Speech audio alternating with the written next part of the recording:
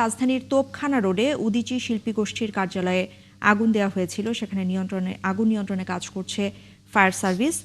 নিবিড় সাহা সেখানে রয়েছেন, আমরা একটু তার সাথে যুক্ত হতে চাই। নিবিড়, একটু জানাবেন যে এখন পর্যন্ত আগুন নিয়ন্ত্রণে এসেছে কিনা, কোনো ধরনের হতাহতের ঘটনা সেখানে ঘটেছে কিনা, এবং কারা সেখানে আগুন দিয়েছে এখন পর্যন্ত সেই বিষয়ে কিছু জানা গেছে কিনা?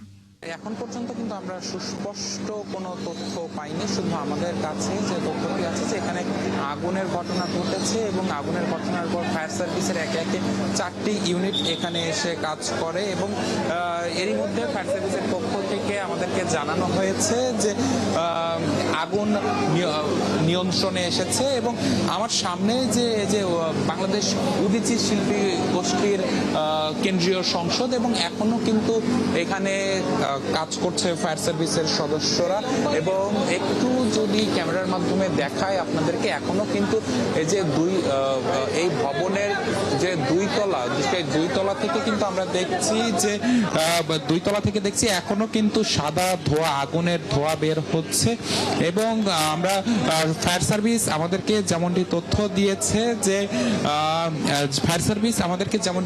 দিয়েছে যে তারা 8টা 13 মিনিটে, অর্থাৎ রাত 8টা 13 মিনিটে এই আগুন নিয়ন্ত্রণে এনেছেন। এবং এখন পর্যন্ত যে আগুনের যে নির্বাপনের পরিস্থিতি সেটি কিন্তু এখনো আসেনি, এবং ফায়ার সার্ভিসের পক্ষ থেকেও কিন্তু এখনো আগুন পুরোপুরি নির্বাপনের তথ্য আমাদেরকে জানানো হয়নি।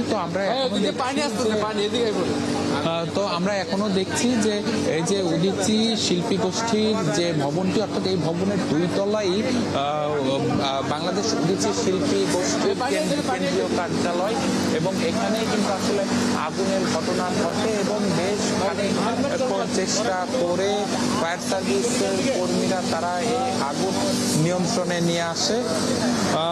এবং এখন পর্যন্ত আসলে আগুনটি কিভাবে লাগলো সেই বিষয়ে কিন্তু এখন পর্যন্ত আমরা কোনো বাহিনীর থেকে সুস্পষ্টভাবে কোনো তথ্য পাইনি, যার কারণে কিন্তু আসলে আমরা নানান অভিযোগ শুনছি যে এখানে আগুনটি হয়তোবা লাগানো হয়েছিল, এমন অভিযোগও কিন্তু আমরা পেয়েছি। তবে এখন পর্যন্ত দায়িত্বশীল কোনো জায়গা থেকে কিংবা দায়িত্বশীল কোনো ব্যক্তি এখন পর্যন্ত আমাদেরকে এই ঘটনায় আসলে আগুনটি কিভাবে লাগলো সেই উৎস সম্পর্কে এখন পর্যন্ত আমাদেরকে জানাতে পারেনি। তবে আমরা দেখছি যে ভেতর থেকে অনবরত ভেতরে ফায়ার সার্ভিসের সদস্যরা কাজ করছেন, তারাও অনবরত পানি দিয়ে যাচ্ছেন, এবং ভেতর থেকে যেমনটি বোঝা যাচ্ছে কিংবা অন্যান্য আগুনের ক্ষেত্রে আমরা যেমনটি দেখি যে আগুন লাগার পর ভেতরে যেসব জিনিসপত্র থাকে বেশিরভাগই কিন্তু বলা যায় যে এখানে যেমনটি দেখে বোঝা যাচ্ছে বেশিরভাগই পুড়ে গেছে। এবং সেই পোড়া জিনিসপত্র থেকে যে আসলে আগুন নেভার পরে যে ধোঁয়াটি নির্গত হয়, সেই ধোঁয়া বের হয়, সেই ধোঁয়ায় কিন্তু আসলে এখন আমরা দেখতে পাচ্ছি যে জানালা দিয়ে 2 তলার 2য় তলার যে জানালাটি রয়েছে সেই জানালা দিয়ে অনবরত বের হচ্ছে। এবং আগুনের যে ভয়াবহতা সেটি নিয়ে যদি আমি খানিকটা একটু বার্তা দিই, এবং ভবনের 2য় তলার ওপরের যে ফ্লোরগুলো রয়েছে সেগুলোর যদি দেয়ালের দিকে একটু আমি দেখাই, যে সেখানেও কিন্তু আসলে দেখা যাচ্ছে যে জানালা পাশাপাশি যে দেয়ালগুলো রয়েছে সেগুলো কিন্তু আগুনের তীব্রতার কারণে কিন্তু কালো হয়ে গেছে, অর্থাৎ কালো পোড়ার যে রং সেই কালো রং কিন্তু আসলে ধারণ করেছে। এবং পাশেই যে ভেতরের দিকে যে অংশটি, সেই ভেতরের দিকের অংশে কিন্তু কালো রং যেটি, অর্থাৎ পোড়া যে অংশটি সেই ছাপ সেটি কিন্তু আসলে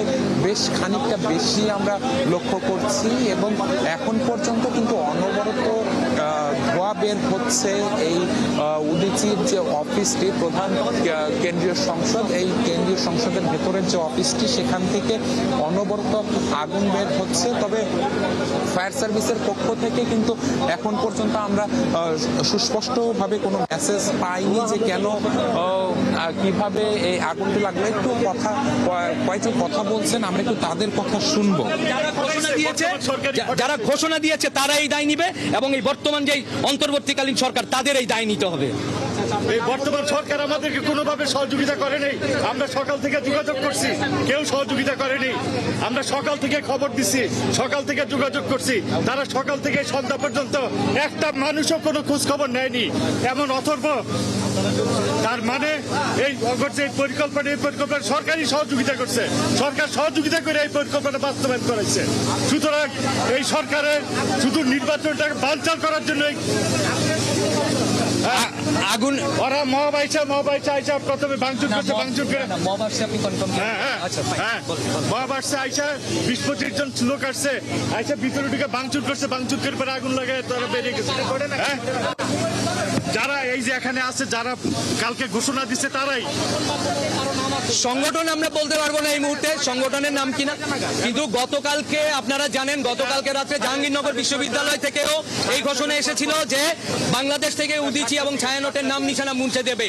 যারা প্রকাশ্যে, আপনারা ভিডিও ফুটেজ আপনাদের কাছেও আছে, আমাদের কাছেও আছে, তারা ভিডিও লাইভে এসে তারা ঘোষণা দিয়েছে। যারা ঘোষণা দিয়েছে তারা এটার সাথে যুক্ত, এবং এই বর্তমান যে সরকার যারা এই নীরবভাবে এই কাজটি সংগঠিত হতে দিয়েছে তারা এই দায় দিতে হবে। আইন শৃঙ্খলা বাহিনীকে কোনো নির্দেশনা ছিল না সরকারের যে আমাদেরকে সহযোগিতা করা। সুতরাং তারা এখন থেকে ঘন্টাখানেক আগে, আনুমানিক ঘন্টাখানেক আগে শৃঙ্খলা বাহিনীর উপর, এই কারণেই তারা আমি এখন এইমাত্র খবর পেলাম যে 20-25 জনের একটি দল নাকি ঢুকেছিল, তারা ঢুকে ভাঙচুর করেছে, তারপরে আগুন দিয়েছে।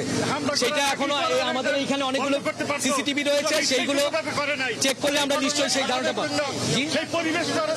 ভেতরে এখনো কোনো আক্রান্ত সংবাদ, কারণ আমাদের অফিসে কেউ ছিল না, এখন আশেপাশে এসবি অফিস রয়েছে। দর্শক, আমরা দেখছিলাম উদীচী শিল্পী গোষ্ঠীর কার্যালয়ে আগুন দেওয়ার ঘটনায়, সেখানে কথা বলছিলেন উদীচী শিল্পী গোষ্ঠীর কয়েকজন সদস্য। আমরা দেখছিলাম সেখানকার সবশেষ পরিস্থিতি।